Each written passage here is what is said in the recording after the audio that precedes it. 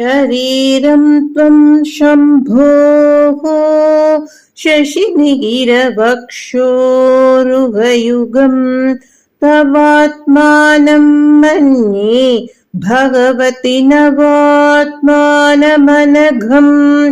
अतः शेषशेषीत्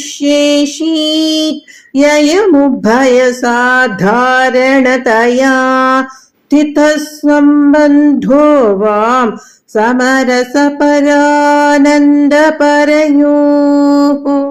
ஈஸ்வரியே, என்னுடைய மனக்கண்ணால் உன்னை பார்க்கும் போது சூரிய சந்திரர்களை தனமாக கொண்டு நீ பரமேஸ்வரனுக்கு உடலாக இருக்கின்றாய். உன்னுடைய உடல் தோஷமற்ற புதிய ஆத்மாவாகவும் நவ வியூக ஆத்மாவான சிவனுடைய உடல் உன்னுடையதாகவும் இருக்கிறது. எனவே உனது கரி நிறம் ஆனந்த பைரவர் உடலாகும். சிவனின் உடல் உனதாகவும் தோன்றுகிறது. எனவே நீங்கள் இருவரும் ஒன்றுபட்ட உடலாக சமமான குணங்களை உடையவராக இருப்பதால் நான் எனது என்ற சம்பந்தமும் ஒன்றாக இருப்பதால் ஆனந்த பைரவர் ஆனந்த பைரவியாக எல்லா வகையிலும் சமமாக இருக்கிறீர்கள்.